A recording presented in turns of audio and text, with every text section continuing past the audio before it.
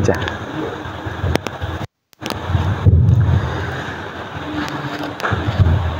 Assalamualaikum warahmatullahi wabarakatuh.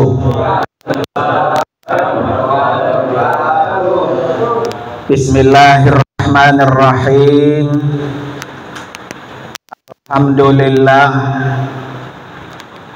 Alhamdulillahilladzi khalaqal mauta wal hayata liyabluwakum ayyukum ahsanu amala.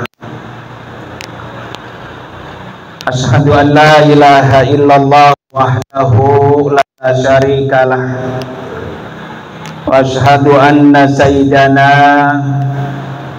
wa nabiyyana Muhammadan abduhu wa rasuluhu la nabiyya wa la rasula ba'dah. Allahumma shalli wa sallim wa barik ala sayyidina Muhammadin wa ala alihi wa ashabihi ajma'in, amma ba'd. Radil mukarramin, para alim ulama, para asatidah, wabil khusus yang sama-sama kita muliakan guru kita yang telah menyampaikan kalimat takziahnya yang luar biasa, yaitu Fadilatul Mukarram Bapak Ustadz Haji Mawardi SAG. Kita doakan biar Allah kasih panjang umur, sehat walafiat. Yang juga sama-sama kita hormati guru kita Mukarram Bapak Haji Adang Ali Sofyan MPDI, guru kita Mukarram Bapak Ustadz Haji Nasruddin SPDI, guru kita Mukarram Bapak Ustadz Syafi'i Ahmad SPDI, guru kita Mukarram Bapak Ustadz Saiful Bahri SAG, guru kita Mukarram Bapak Ustadz Maftuhin SPDI, guru kita Mukarram Bapak Ustadz Haji Diaul Haq SPDI, dan juga kita Mukarram Bapak Ustadz Haji Abdul Muiz MPD yang tadi datang bersama saya. Wabil khusus yang sangat kita hormati dan kita doakan keluarga besar almarhum Bapak Haji Insinyur Hasanuddin beserta para anak-anaknya, istrinya. Kita doakan almarhum ampuni dosanya oleh Allah, diterima amal ibadahnya, dijadikan kuburnya radhah riyadil jannah. Istri dan para anak-anaknya senantiasa dilindungi, dipelihara oleh Allah Subhanahu wa taala. Bapak-bapak hadirin sekalian, jamaah majelis tahlil 40 hari yang dimuliakan oleh Allah Subhanahu wa taala. Malam ini alhamdulillah almarhum sudah 40 hari meninggalkan dunia dan tidak akan kembali. Kita semua pasti akan menyusul.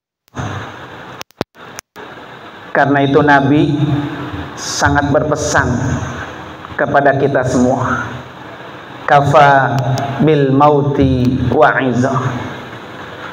Cukup jadikan mati ini sebagai nasihat buat kita yang masih hidup, karena kita pasti semua mati, semua nyusul. Apa yang kita bawa kalau kita mati, kita nggak tahu.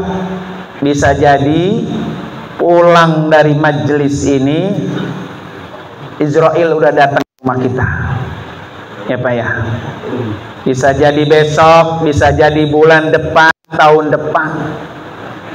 Karena itu tugas kita setiap kali menghadiri, menyaksikan saudara kita yang meninggal dunia, kita pasti akan menyusul. Para bapak hadirin sekalian, nasihat yang diberikan almarhum buat kita. Yang pertama, pada pertemuan lalu saya sudah sampaikan bahwa almarhum ini profesinya guru, bahkan menjadi kepala sekolah. Saya kebetulan teman ngajar dulu sama-sama di At-Taqwa, di mana profesi guru itu salah satu profesinya Rasulullah.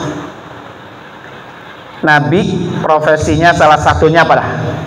Guru. Sesuai dengan hadis yang beliau sampaikan, innama bu'istu mu'alliman. Saya ini diutus ke dunia menjadi seorang guru. Jadi buat bapak-bapak ya, bangga kalau ada anaknya menjadi apa tuh? Guru. Apa gurunya udah tahunan Pak, muridnya udah banyak. Oleh karena itu kepada putra putrinya ya, terutama Ananda Izul nih ya, yang masih belajar, lanjutkan profesi mulia dari ayahnya ya, karena ini ada profesi Rasulullah Sallallahu Alaihi Wasallam. Kemudian yang kedua Pak, ada hadis yang sangat panjang, dan hadis ini Pak sangat mencerminkan almarhum. Hadis ini riwayatnya Muslim, sahih, panjang hadisnya. Di awal hadis ini Rasulullah menyatakan apa? Man nafasa an mu'minin kurbatan min kurabid dunya nafasal anhu kurbatan min kurabi yaumil qiyamah. Siapa orang yang memudahkan satu kesulitan saudara mukminnya, maka Allah akan memudahkan kesulitan-kesulitannya di dunia dan di akhirat. Ini almarhum banget ini Pak ya. Almarhum Bapak Hasanuddin sering membantu menolong orang. Kalau orang hidupnya sering memudahkan kesulitan orang, kesulitan-kesulitannya kelak di yaumil qiyamah Allah mudahin. Itu udah janji Rasulullah. Kita semua pasti mati, dan kita semua pasti mengalami alam kubur. Ketika kita berada di alam kubur, apakah kita senang atau susah? Kalau seandainya di dalam kuburan kita sulit, susah, maka kesulitan-kesulitan itu akan Allah mudahkan. Kalau orang ini selama hidup di dunianya sering memudahkan apa? Kesulitan orang. Jadi resepnya Pak, konsepnya tuh mudah, gampang. Kalau pengen dimudahkan kesulitan kita, maka sering-sering menolong kesulitan orang. Nah, ini almarhum termasuk orang yang ringan tangan. Maka kita yakin apapun yang dihadapi saat ini oleh almarhum di alam kubur, pasti Allah mudahkan kesulitannya. Ya Pak ya. Dan kita tadi sudah bersaksi bersama bahwa almarhum min ahlil khair. Apalagi tadi diceritain Pak, almarhum sering tuh ngumumin, ngajak orang apa tuh? Taklim. Malam ini taklim bapak-bapak, malam ini taklim bapak-bapak. Ya. Orang yang mengajak kebaikan, sebanyak itu orang yang datang, sebanyak itu pula pahala yang dia dapat. Masya Allah Pak, luar biasa ini. Maka di tengah hadis ini Pak, ada tuh kerjaannya almarhum tuh. Ya, ini baru di awalnya nih. Oleh karena itu saya pesan nih Ananda Izil ya, dan anak-anak yang lain, kebaikan almarhum yang sering menolong orang, sering membantu orang, ikutin.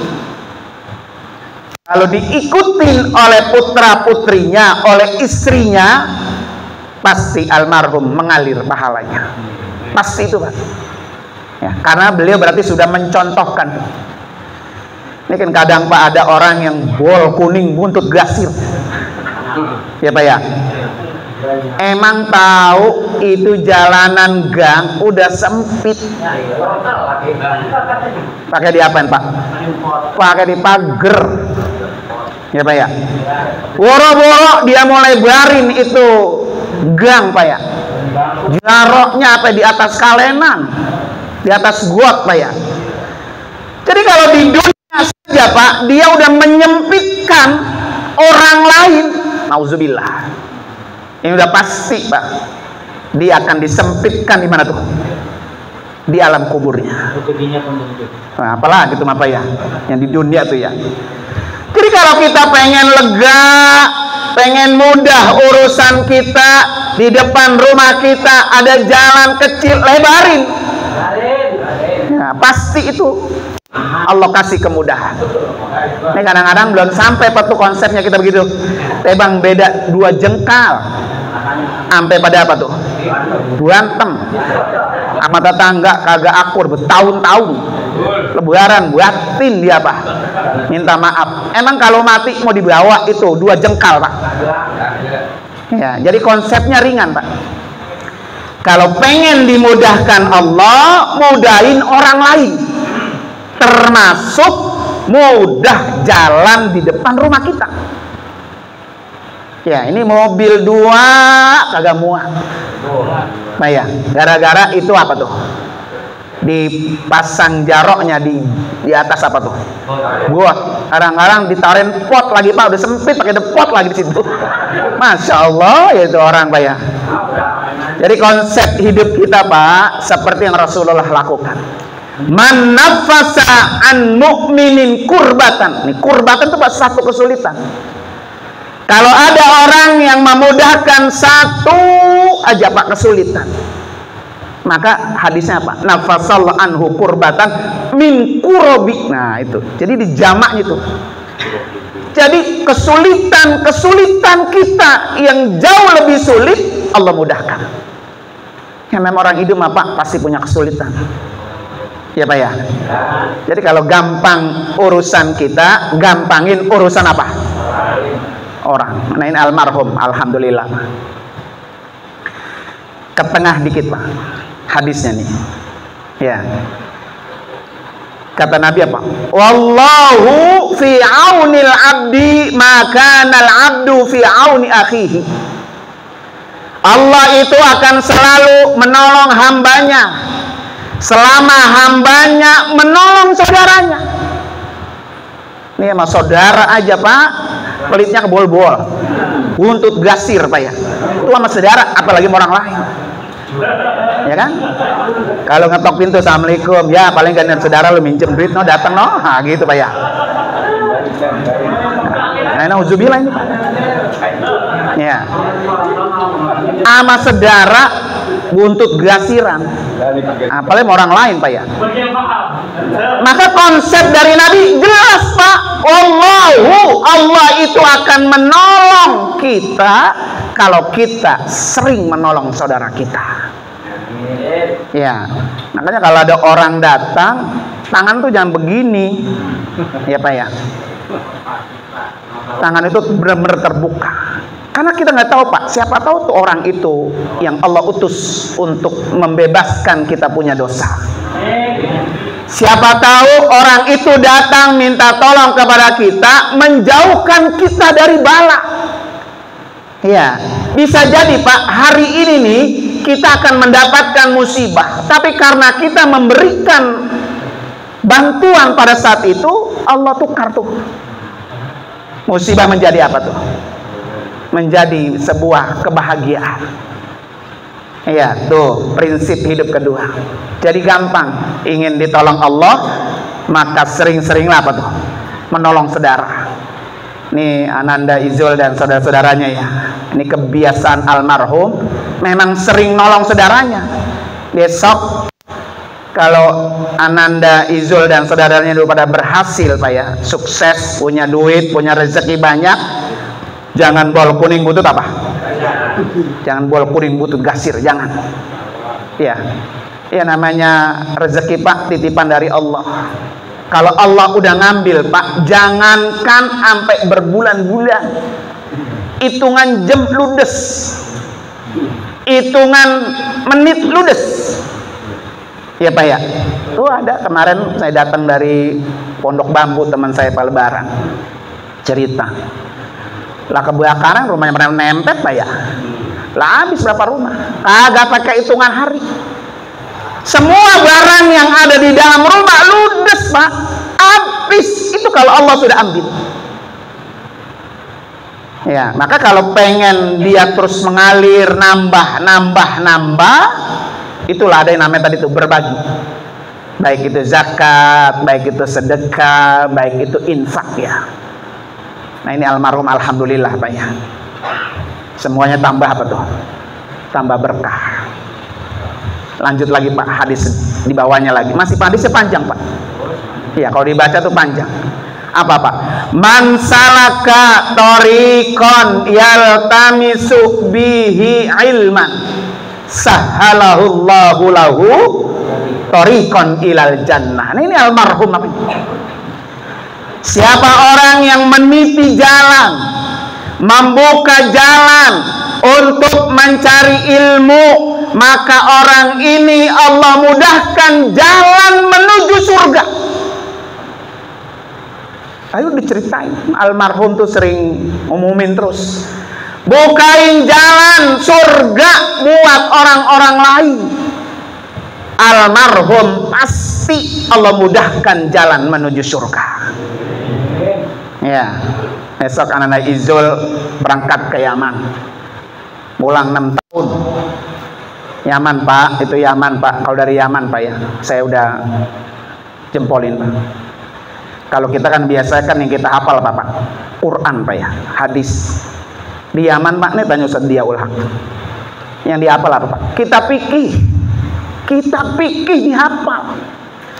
Paling rendah katakan fikih Sapinah. Kalau belum apa Pak, belum naik ke fikih Fathul Qorib. Fathul Qorib apa naik lagi ke Fathul Wahhab Pak ya. Terus begitu naik. Fikih dihafal Pak. Bayangin, Quran aja Bapak lakum dinukum waladoli. Ya aki-aki ya, baca imam, bacanya kuliah. Lah bukan lakum dinukum. Ujungnya apa? Waladolin la a'budu ma ta'budun wala antum alim ma ta'budun. Agak habis-habis itu Pak ya. Ujung-ujungnya apa? Waladolin lah. Quran aja Pak, kita susah untuk menghafal. Maka itu Ananda Izul ya, saya pesan banget nih sekalian Pak ya.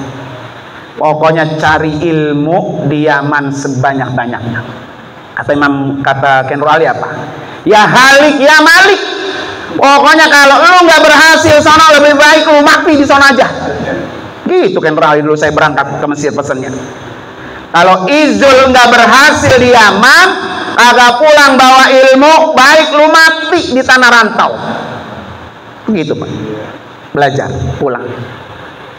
Makanya dalam kitab Ta'lim nih Zul ya, orang itu salah satunya Pak bisa berhasil cari ilmu, ilmunya nyangkep Pak, bermanfaat.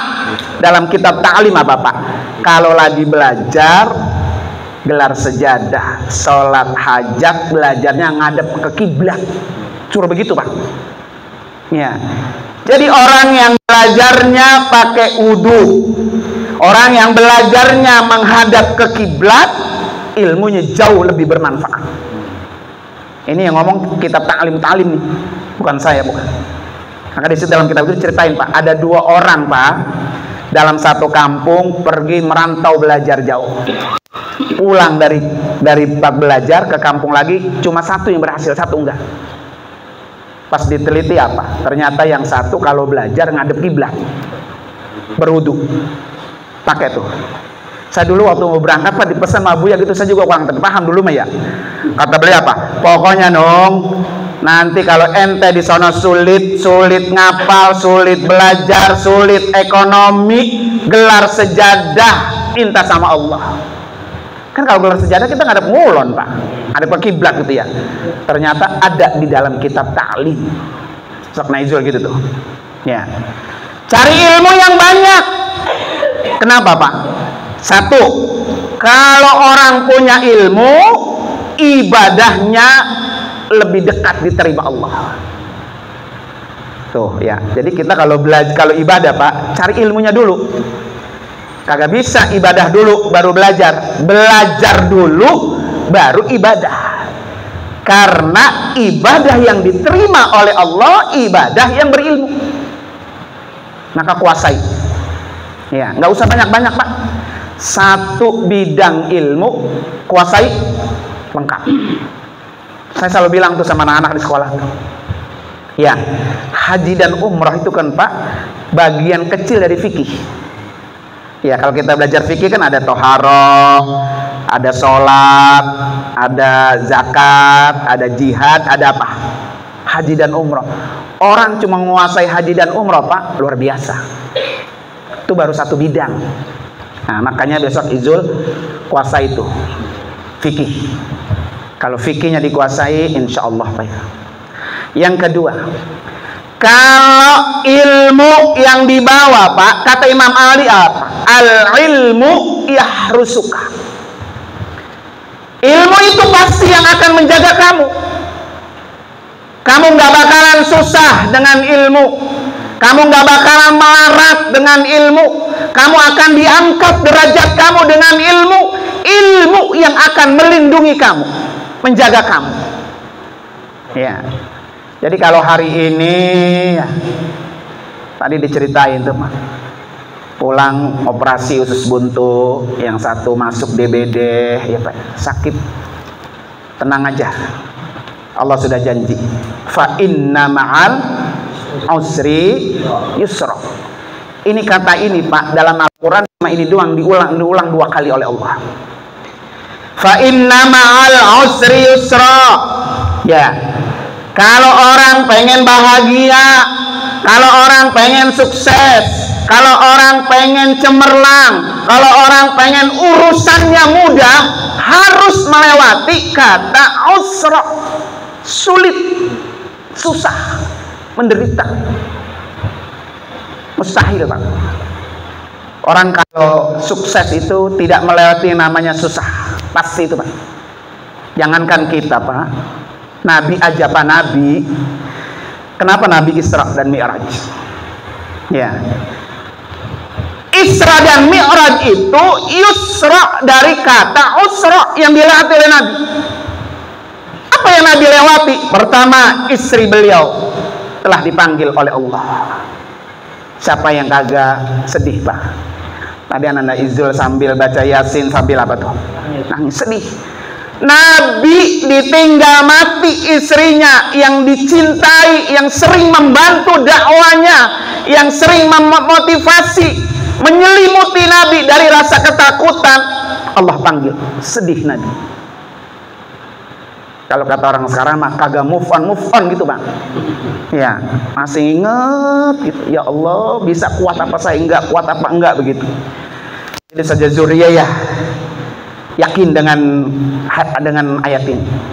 Kuat enggak saya, enggak ada suami, kuat enggak saya. Ya. Belum lama istrinya Nabi mati, disusul sama siapa? Pamannya Abu Thalib. yang selama ini membantu dakwah dari serangan orang-orang kafir Quraisy. Tidak cukup di situ, Pak. Orang-orang kafir Quraisy makin berani membunuh Rasulullah sampai Rasulullah harus berhijrah ke Taif. 125 kilo, Pak, dari kota Mekah ke kota Taif. Nabi mencari suaka, pertolongan, jalan kaki, ditemani oleh bekas budaknya Zaid bin Harisah. Bayangin, Pak, udah lagi sedih, lagi sedang-sedangnya berduka, pergi jalan kaki kemana tuh? Ke Taif. 125 kilo, Pak. Nggak ada orang kita yang jalan kaki 125 kilo. Pak ya, ditemani oleh bekas budaknya Zaid bin Harisah, sampai di Taif, Pak, dilempari batu. Tambah sedih lagi, sampai-sampai Jibril menawarkan diri. Apa yang perlu saya bantu Muhammad? Apa perlu nih gunung ini saya balik biar orang Taif semuanya mampus? Rasulullah nggak mau. Akhirnya Allah kasih apa? Hiburan. Yusra, ayo berangkat. Kalau kata kita mah pelesiran. Ya, Isra dari Masjidil Haram ke Masjidil Aqsa. Ya, 18.000 kilometer dari Masjidil Haram ke Masjidil Aqsa. Dari situ naik ke Sidratul Muntaha. Dilihatkan oleh Allah bagaimana surga tuh begini. Orang, Pak, kayak Bapak nih, saya tanya coba. Bapak kalau sudah dikasih unjuk nih sama malaikat, nih surga kayak gini nih, melebihi dari dunia yang kita punya. Kira-kira mau mati besok beragak? Ya kan? Iya, pasti begitu, Pak. Karena kita udah tahu tuh, oh surga tuh begini. Ya. Jadi karena surganya begitu indah, Pak, yang ditunjukin Allah kepada Nabi Muhammad, neraka begitu tidak enaknya, Pak. Masya Allah, itu hiburan. Jadi insya Allah ya saja Zuhriya, anak-anaknya ini yakin di depan Allah kasih hadiah yang sangat bahagia. Ya, karena innamal usri yusra. Segala sesuatu itu pasti apa? Pasti selalu begitu, Pak. Ya, karena itu anak Izul ya, cari ilmu, nanti kamu akan dipelihara, dilindungi oleh ilmu kamu. Ya, jangan tanggung-tanggung, jangan setengah-setengah. Ya, pulang kalau orang ilmunya banyak, Pak, banyak rebut. Ya, banyak yang rebut, apalagi ilmunya ilmu agama. Ya, Allah sudah jelas nih Izul ya, liyatafaqahu fid din liyunziru qaumahum idza raja'u. Jangan salah nih, Pak. Saya sering sampaikan tuh anak-anak kalau lagi ketemu di Mekah tuh, Pak. Kamu ini, Pak, anak mahasiswa, jauh-jauh sekolah kita ratibin, kita doain orang sekampung, nyaris nyampe di sono pada kerja jadi guide haji dan umroh. Ini bukan profesi kamu, bukan. Profesi kamu liyunziru qaumahum. Pulang ke kampung, sampaikan apa yang telah kamu dapat. Kalau kamu nanti ada bisnis haji dan umroh, itu mah bonus. Ya, bonus. Namanya kita punya kelebihan, Pak ya. Tapi tugas inti kita liyunziru qaumahum. Menyampaikan kepada masyarakat kita. Jangan betah di kampung orang, jangan. Kalau kata Buya dulu pesannya apa, Pak? Orang yang tinggal di luar negeri, Pak, bertahun-tahun sampai aki-aki, sampai nenek-nenek, Pak, baru pulang kampung. Kata beliau apa? Orang hidup luar negeri bagaikan pohon yang hidup di dalam pot. Kagak bakalan gede, kagak bakalan tumbuh, berkembang, berbuah, nggak akan. Jadi nanti kalau Ananda Izul pengen menjadi pohon yang besar, punya ilmu dari Yaman 6 tahun pulang, kembangin, kasih masyarakat. Ya, nanti almarhum Bapak Haji Hasanuddin bahagia. Ya, makanya orang mati disebut apa Pak? Disebut wafat. Kenapa Pak wafat? Wafat itu Pak artinya tembus pandang. Jangan dikira almarhum ini tidak menyaksikan siapa yang datang malam ini. Jangan dikira almarhum doa, yasin, zikir yang kita baca enggak sampai. Jangan dikira Izul, bapak kamu tidak melihat perjuangan kamu, melihat. Kalau anaknya berhasil, sukses, ilmunya banyak, disebar di masyarakat, maka orang tua yang di alam kubur bahagia.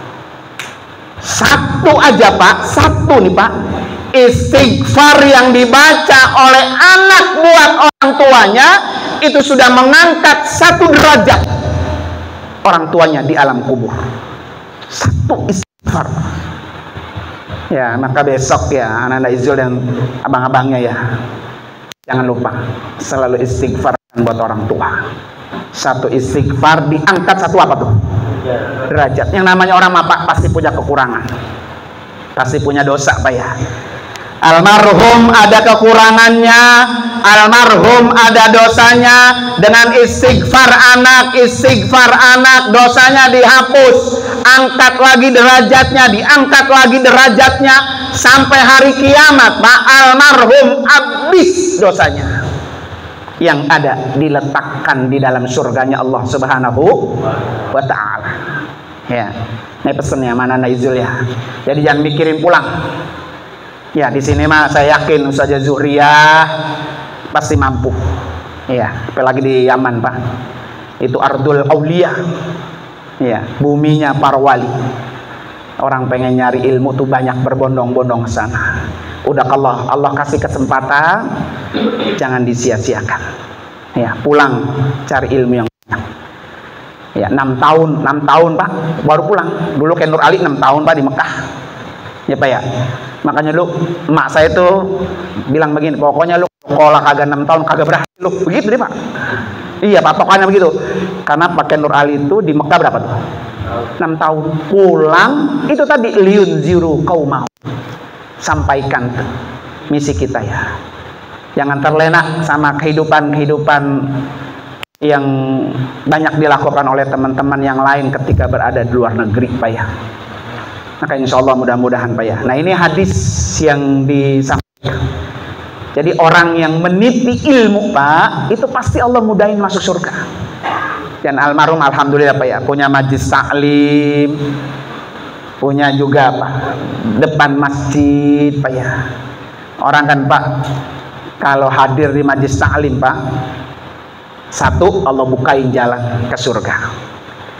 Yang kedua, Allah catat sebagai mati mujahid fisabilillah. Jadi bapak-bapak nih pengen mati statusnya mujahid fisabilillah, maka rajin-rajinlah hadir ke majelis taklim sampai mati. Pokoknya gua niatin gua biar gua mati dimudahkan Allah masuk surga. Udah hadir Pak ke majelis taklim, mau paham kek yang disampaikan guru, mau kagak kek dia mau tidur di sini ngelenggut baik Pak ya. Dari rumah jelas kakinya melangkah untuk mencari ilmu. Makanya redaksinya man salaka thoriqan. Orang yang melangkah tuh meniti jalan mencari ilmu. Jadi bukan paham apa enggak, bukan. Pokoknya datang aja dulu. Ya, ini kadang-kadang udah dipanggil berkali-kali juga Pak, tali malam ini Pak, perut banget Pak ya, pantat romanannya apalagi yang umurnya udah 50 tahun ke atas Pak, udah mau nyari apa lagi ya Pak ya. Sekarang orang yang mati kagak nungguin 70-60, enggak, mudah-mudah udah pada apa. Nah, kemarin tuh tetangga saya 27 tahun Pak ya. Nah kemarin juga ada tuh tetangga dari Cikarang, dari Bandung Pak, mau lebaran pulang. Kata dia, Mak, mamanya nelpon, besok hari Minggu saya jam 10 pulang. Gitu ya. Naik motor Pak, dari Bandung habis sholat subuh. nyampe di Kerawang ngantuk, jatuh ke bentur trotoar jam 10 pagi, dia mati di situ. Tuh, belum nikah, masih muda. Nah itu umur begitu tuh. Coba kalau kita belum punya bekal apa-apa Pak ya, nauzubillah. Mudah-mudahan Pak ya, kita semua yang hadir terutama ini Pak ya, mati dalam keadaan husnul khotimah. Selalu Allah kasih hidayah, taufik, biar kita selalu berada di jalan Allah Subhanahu wa taala. Mari sama-sama kita baca suratul Fatihah khusus untuk almarhum Bapak Insinyur Pak Hasanuddin. Allah angkat derajatnya, Allah ampuni dosa-dosanya, dan keluarganya senantiasa Allah lindungi, Allah pelihara. Ala hadini al-Fatihah. A'udzubillahi minasyaitonir rajim. Bismillahirrahmanirrahim. Alhamdulillahirabbil alamin, arrahmanir rahim, maliki yaumiddin. Iyyaka na'budu wa iyyaka nasta'in. Ihdinas siratal mustaqim. Siratal ladzina an'amta 'alaihim ghairil maghdubi 'alaihim waladdallin. Amin. Terima kasih. Hadanallahu wa iyyakum ajmain. Assalamualaikum warahmatullahi wabarakatuh.